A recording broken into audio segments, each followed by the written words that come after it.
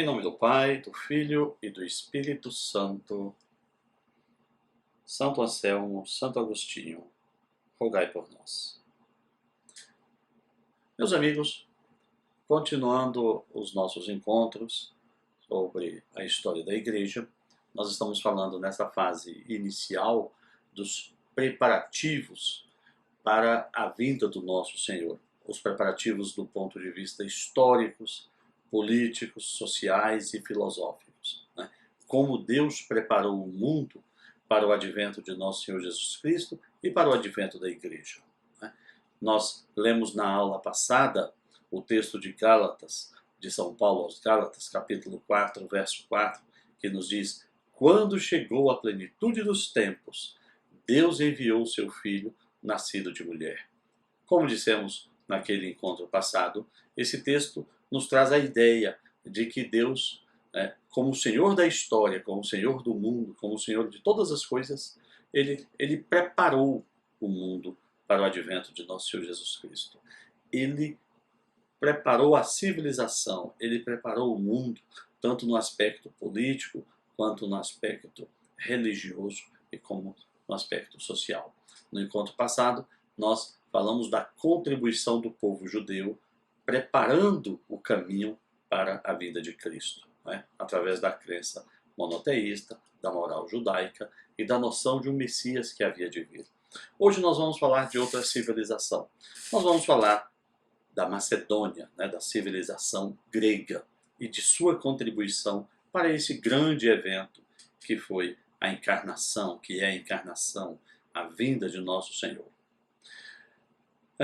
Pela própria história de Israel e pelos relatos do Antigo Testamento, nós sabemos da existência de alguns grandes impérios da Antiguidade que existiam naquela região do Oriente Médio e que dominava, por seu turno, o mundo conhecido de sua época.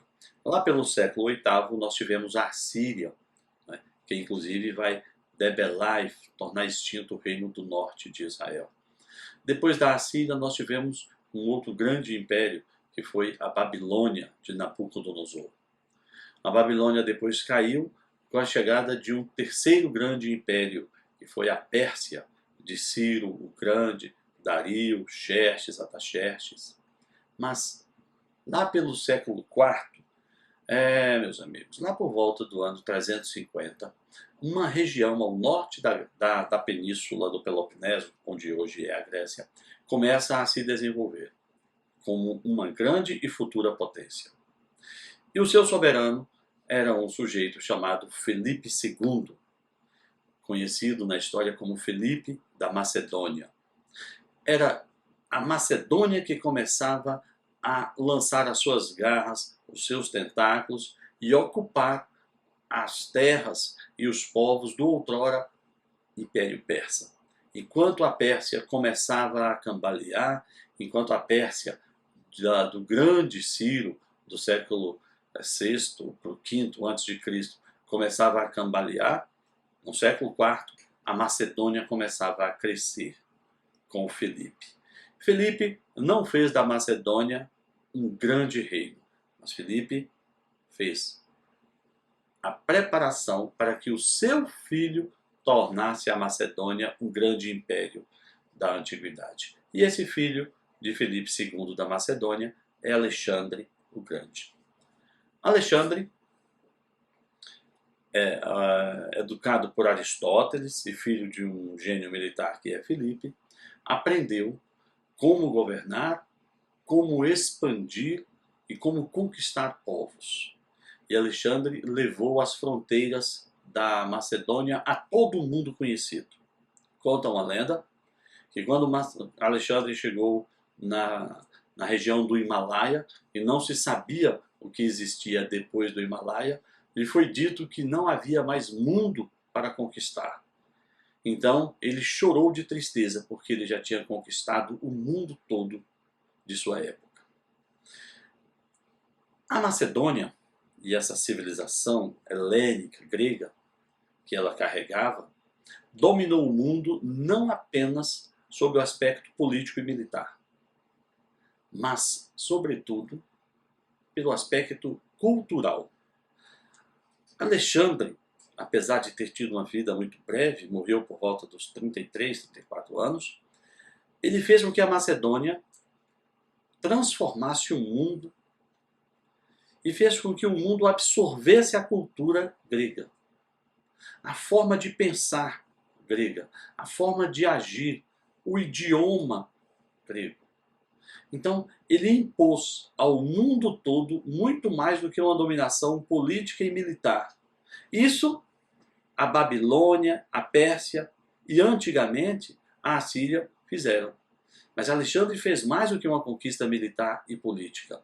Alexandre fez uma conquista cultural. Ele impôs ao mundo a cultura grega, o modo de pensar grego e o idioma grego. Pois bem, é na Grécia também que por volta do século VI, VII a.C., a Grécia ainda reduzida a pequenas cidades-estados, o mundo ainda dominado pela Pérsia de Ciro, mas é na Grécia que surge uma grande novidade, a filosofia. Lá pelo século VI, nós temos gente como Tales de Mileto, depois nós temos outros grandes pensadores como Heráclito, Parmênides, Pitágoras, grandes pensadores gregos, que começaram a indagar, começaram a questionar, começaram a inquirir, começaram a filosofar. Nesse momento, essa filosofia, que é chamada de filosofia pré-socrática, era muito ligada às ciências naturais, ao mundo físico. A grande indagação desses pensadores era do que é feito o cosmos, do que somos feitos, qual é o elemento universal que constitui a vida e a natureza. O fogo, a terra, o ar, a umidade, eram várias as especulações.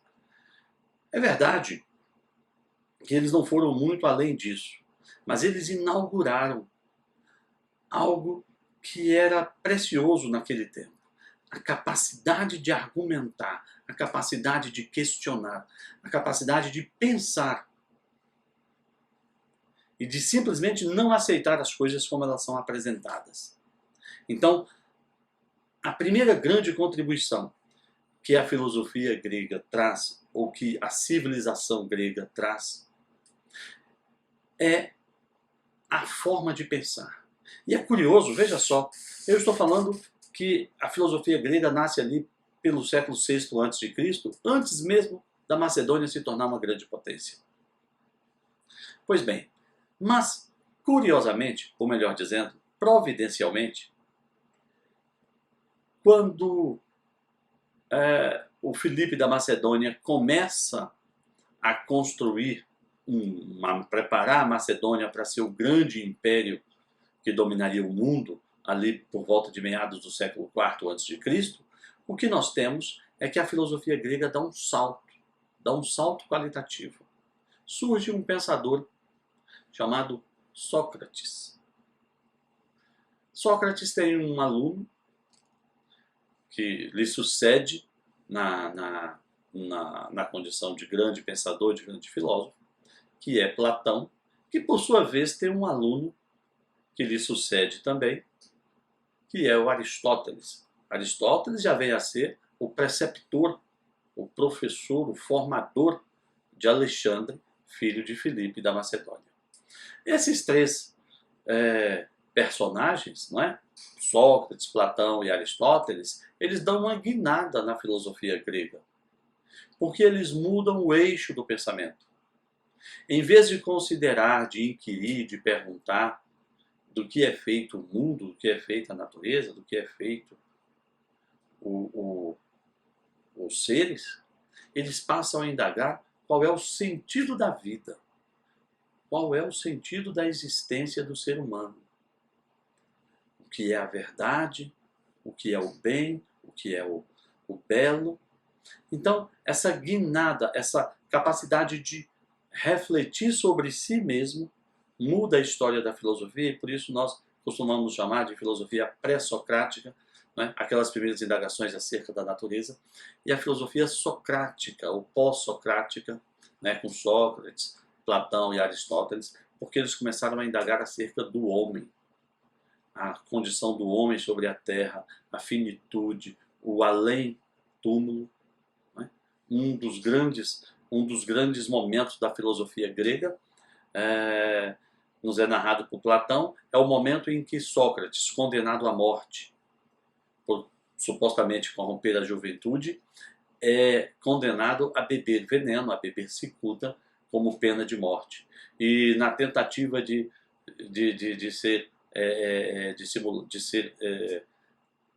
não se suicidar, ele afirma a necessidade de morrer para conhecer o que vem além da morte. Né? Então, a filosofia grega pós-socrática é relevante porque ela vem inquirir acerca do homem, acerca da natureza do homem, da sua posição no mundo, né? Qual o seu papel no mundo, qual a razão da existência do homem. Né?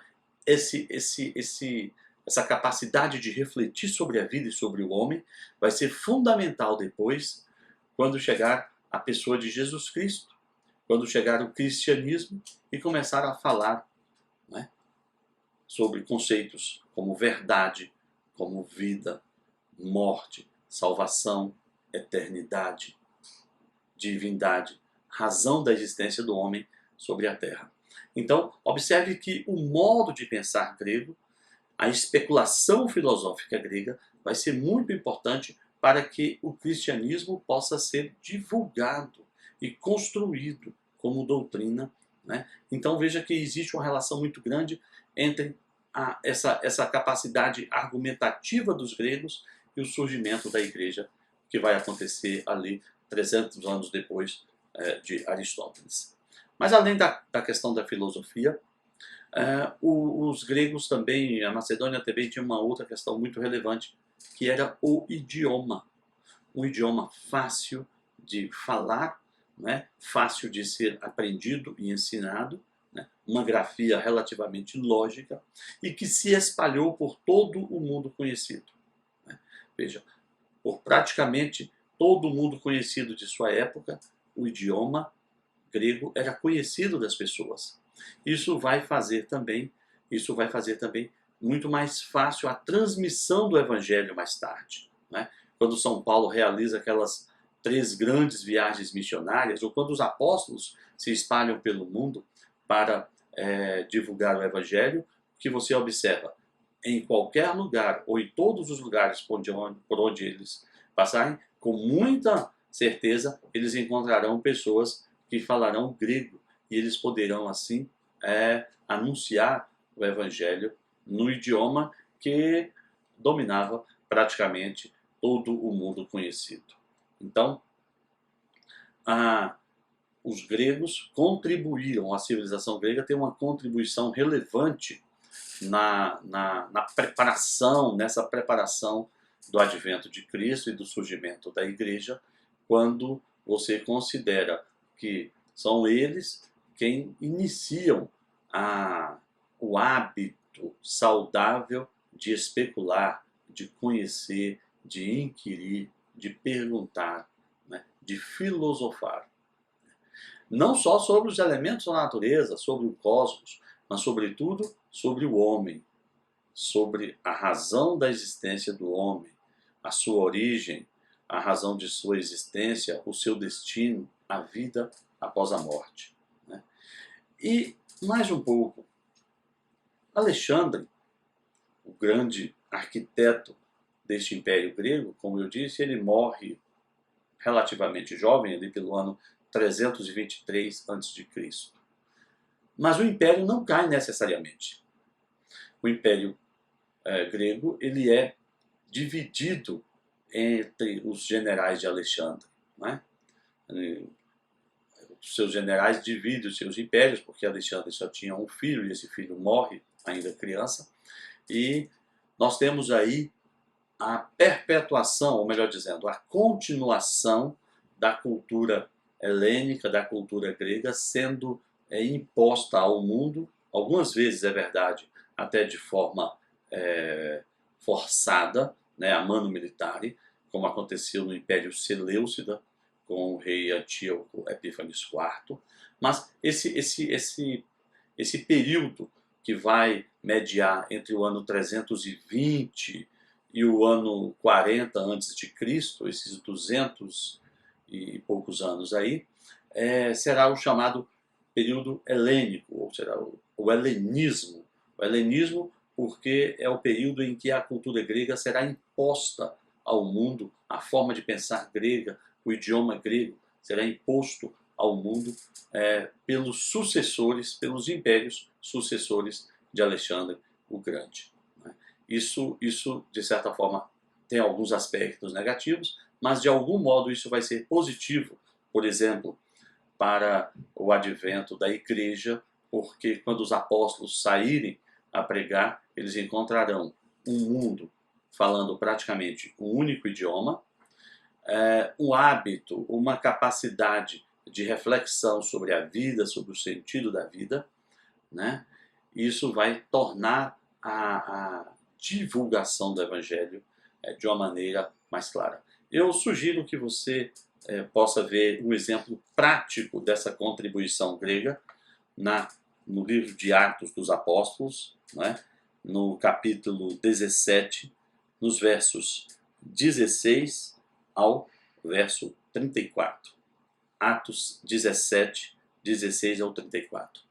Você vai encontrar aqui São Lucas narrando uma passagem que ele, os seus companheiros de São Paulo, fizeram por Atenas.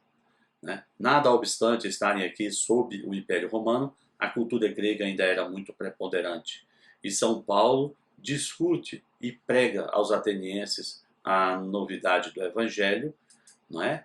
E discutindo, inclusive, com filósofos das escolas estoica e do epicurismo, que eram herdeiros deste pensamento de Platão e de Aristóteles. Então, você percebe que a filosofia grega, o idioma grego, o modo de pensar, essa capacidade reflexiva, também foram elementos que contribuíram na preparação para o tempo, nessa preparação para a plenitude dos tempos, que é a vinda de nosso Senhor Jesus Cristo e da Igreja. Essa foi a contribuição da civilização grega. Muito bem. Concluímos aqui. Em nome do Pai, do Filho e do Espírito Santo, Nossa Senhora, Mãe da Igreja, rogai por nós.